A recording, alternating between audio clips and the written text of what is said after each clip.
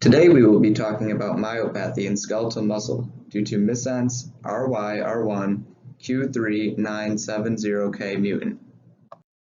The researchers of this study mentioned a boy who is able to walk but cannot run. Why is this? Through this study we will learn about how this can happen. RyR1 stands for ryanodine receptor 1. This protein is a skeletal muscle calcium release channel. It is required for skeletal muscle contraction. Calcium facilitates the interaction between actin and myosin in muscle contractions. RyR1 is a homotetramer protein complex, meaning that it is comprised of 4 identical subunits. The subunits in this specific protein share roughly 5,000 amino acid subunits. Typically, this protein is activated by micromolar amounts of calcium and millimolar amounts of ATP and caffeine. Mutants E3839 and E3967 proteins lost all function to be activated by calcium. Mutant T5001 was shown to reduce calcium's affinity. This protein has 3 focused binding sites: calcium, ATP, and caffeine. For the preparation of mutant channels, researchers first acquired a full-length RyR1 gene from a rabbit. This gene was cloned into mammalian expression gene PCMV5. The mutations Q3970K and Q3970E were introduced using quick-change site-directed mutagenesis. This is done by first denaturing the DNA template, annealing mutagenic primers containing the mutagen, and extending and incorporating primers with DNA polymerase. Next, they digest parental methylated and hemimethylated DNA with DPN1. DPN1 is a restriction enzyme that cleaves methylated adenine in the sequence GATC. Finally, the mutated molecule is transformed into a competent cell for nick repair. Wild-type and mutant RyR1s were transiently expressed in HEK293 cells. HEK293 cells were used because they are an experimentally transformed cell line which allows for easier transfection to produce recombinant gene products. Crude membrane isolates were prepared from transfected HEK293 cells.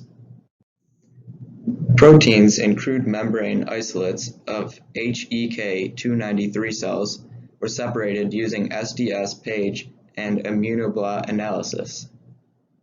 RyR1 proteins were quantified electronically through analysis using computer software. Caffeine-induced calcium release in HEK293 cells was measured with fluorescent calcium indicator. HEK293 cells with wild-type and mutant RyR1 genes were grown on cover slips. They were incubated with fluorescent calcium indicator and were given caffeine in order to release and identify the calcium. Activity of single-channel wild-type and mutant RyR1s was recorded using planar lipid bilayer method. This is a technique that allows for the study of functional activities in ion channels. It allows for the researcher to monitor the ion channel. The structure of the calcium binding site in RyR1 mutant channels was modeled using in silico amino acid substitutions in closed and open RyR1 wild-type cryo-EM structures in the presence of calcium, caffeine, and ATP. Free calcium concentrations were measured using a calcium electrode.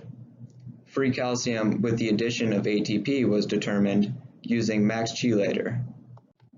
Max chelator is a series of programs for determining free metal concentrations in the presence of chelators, and chelators are molecules that bind to metal ions. In the immunoblot on the right, the RyR1 protein band is absent from PCMB5. Glutamine 3970 is conserved in both RyR1 and RyR2 proteins. Protein levels in RyR1 Q3970E and RyR1 Q3970K were both higher than the wild type, Q3970E being 10 to 20-fold and Q3970K being 2-fold. Both these mutants exhibited caffeine-dependent intracellular calcium transients.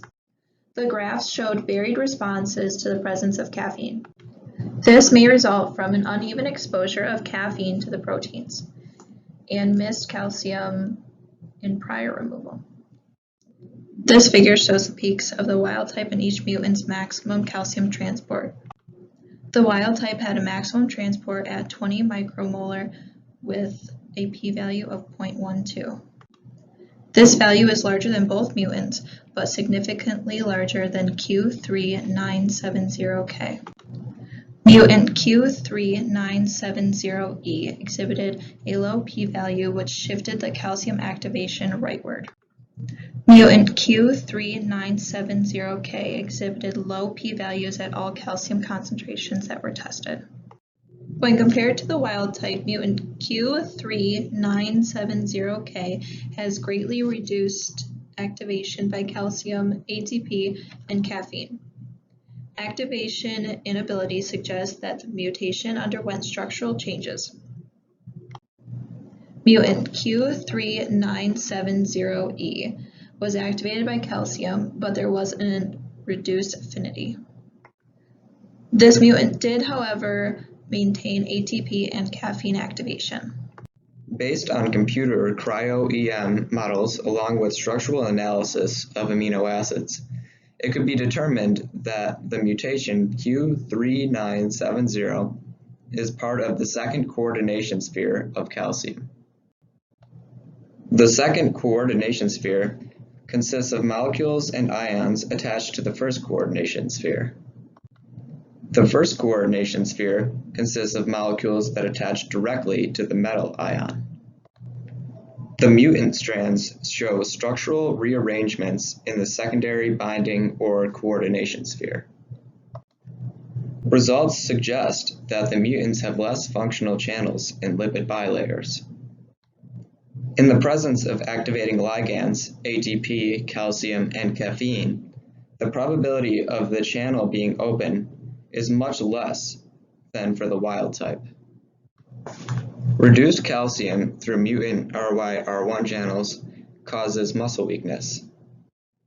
The flow of calcium in single channels could not be determined since the probability of RyR1 Q3970K channel being open was very low.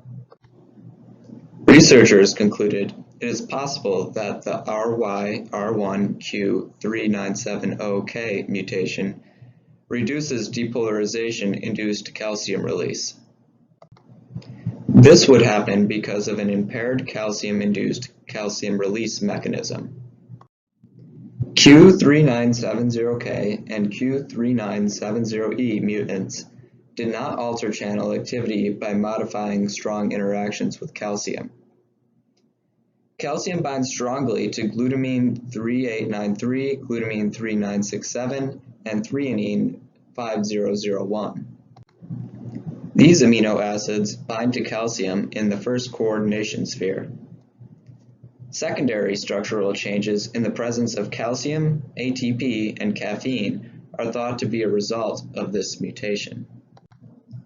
RyR1 Q3970 in secondary coordination sphere of calcium appears to be involved in calcium-dependent activation of RyR1. RyR1 Q3970K seems to be a central core disease-associated loss-of-function channel that conducts transportation of calcium. Looking at its function in skeletal muscle will help researchers further understand this mutation. So why could the boy not run? The 2-year-old boy could not run because of this mutation, which prevents the flow of calcium. Calcium allows for the cross bridges to form between actin and myosin, allowing muscle contraction. So with limited calcium, there is limited movement.